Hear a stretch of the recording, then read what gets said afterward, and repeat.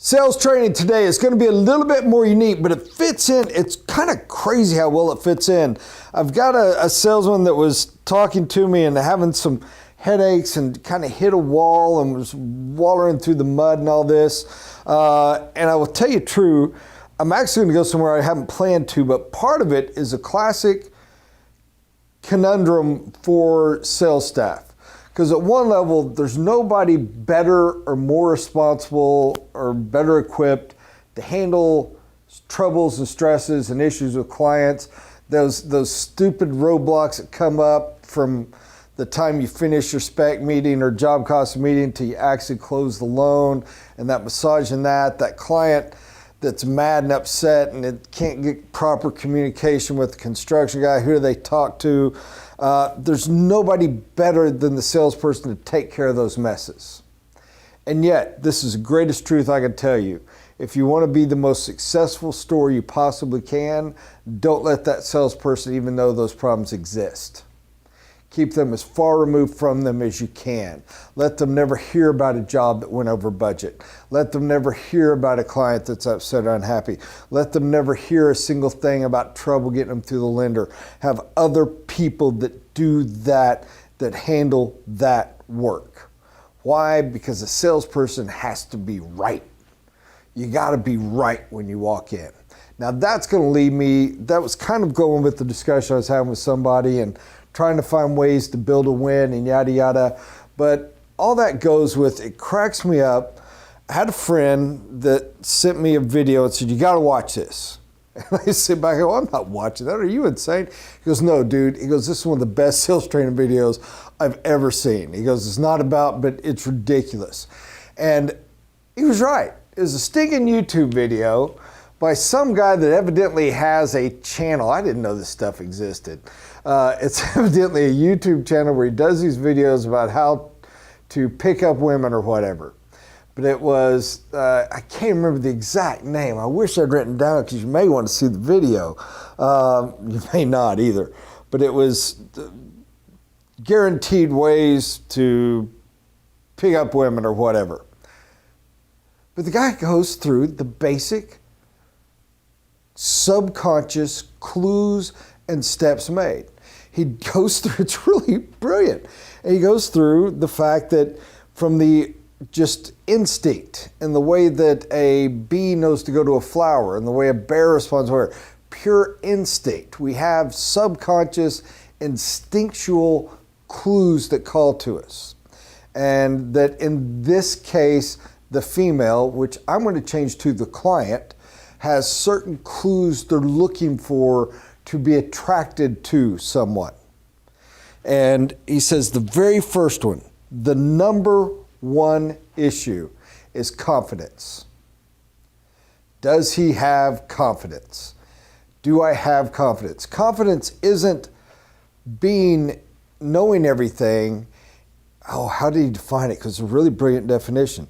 He said confidence is seen in this scenario not by someone that knows everything, but how they handle their confidence, their ability to handle a situation in the unknown.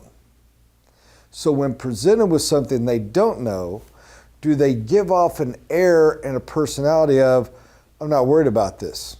I can handle anything that comes up, even if I don't know what to do yet. That is a confidence because that is security. This cave woman, so to speak, scenario is looking for security. Nothing provides security like that. I challenge you, my friend that told me to watch this was brilliant. Clients, same thing. What is the first thing a client wants to know? Can you handle this? Have you got it? Do you provide them security? Am I going to trust you with this huge investment, and can you give me the security? The next, and this one's a little bit different, it's a little unique, and it doesn't flow as well, but stay with me, was dominance. So the first was they look for confidence. The next was dominance. Do they exert dominance when they go in? Do they have this? Do they have control? Are they stronger than the others? Okay, this person can handle it. Can he handle it better than the other guy next to him thinks he can handle it as well? So you say, how is that relevant to sales? It's what keeps your competition from being there. Do you put forth the air of dominance? Do you have them? Do you not only have the confidence that goes with the situation, you can trust me, but the dominance of not only can you trust me, but I am dominantly, yes, intentional choice of words, the most trustworthy. I am the one more than any other you could trust. I have the absolute strength. It doesn't mean you're a jerk. It doesn't mean you're doing this. It doesn't mean you're pounding things. It's just you walk in with an absolute air of confidence and dominance. Then the guy goes into, now here's your struggle. How do you achieve these things? And he goes through a very intriguing little fact, psychological flow, of every male child, in his opinion, is born with these things. He's born as a Ferrari. And somewhere between birth and about the age of 7, he gets his car stripped down, his 12-cylinder engine taken out, and a 4-cylinder engine put in. And then he gets a 2-cylinder Prius battery-driven engine. They take out his manual transmission and put in a lazy, weak automatic transmission and make it a weak car. In other words, all this belief of strength and dominance and confidence gets stripped away. So he goes through, how do you regain that?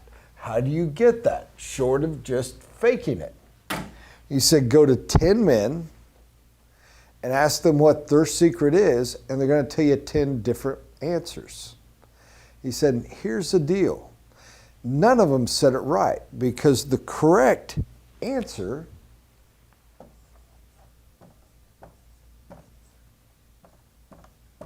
is progress. He goes, it's not, oh, I have more money, oh, I have a better car. It's not, oh, I lost 50 pounds, oh, whatever. It was they realized something about themselves that they saw as a weakness or a flaw. And they made a step to overcome that. And when they did, they gained in confidence. And from confidence came dominance. It's get a win. Make progress. Find some area that you feel slightly deficient in. Set a goal. Make progress. Then make progress. Then make progress. By the way, this goes all back to what I was trying to tell that salesman was the same thing. You've been getting your fanny kicked for a while. You've been dealing with a lot of crap from a lot of deals. You had a lot of folks that dropped a lot on you. You've had to pick up and carry things that you shouldn't have had to carry. And you're feeling beat and exhausted. You got too much going on in your life. I said you need a win. You need to make a positive step. Then you can start believing that you can make a positive, and the other will start to flow with. I said, make it something measurable and quick that you can do, like lose 10 pounds. It's a quick measure, set a hard goal, set a date on the goal, drive for it, kill yourself, whatever it takes. Even if it causes more stress in the other areas that are killing you right now, let it be, hit that win. Get that one. Get a victory on the stinking board. Because then pop, now you're back at the top of the mountain and your snowball can start to roll. And this cat's giving the same moronic advice to us losers of the world, I guess. And brilliantly done. And brilliantly done. His point was, these men succeeded, and I'll say to you, these women succeeded, because they found something and they keep making progress. And they don't stop. Where do you start to lose it again? It's when you stop making progress, when you stop moving forward. If you ever sat around, this will seem like a weird twist to you, but I'm serious. You ever sat around and looked at it and said, God, when did Grandpa get so old? Because somewhere along the line, he reached an age where he thought he was supposed to quit doing stuff. supposed to quit innovating, supposed to quit pushing, supposed to quit progressing. And all of a sudden, poof, you got old. Don't get old before your time. Don't lack your confidence, because that stuff matters. Keep progressing in every area. And if you're starting to fall back and starting to get a little weak and you're getting kicked a little, which happens to us all, you can't get around it. It's going to. Find a small area, focus on it, get a win. Get a win.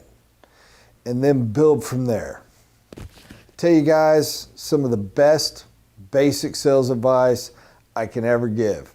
It meant a lot to me. I know its value. I hope it means something to you. Yeah, there's a little basicness, but as my friend Lee Randolph tells me now and then, it's not so much that anything new is taught as every now and then you just remind me of stuff I already knew that it's helpful to be reminded of.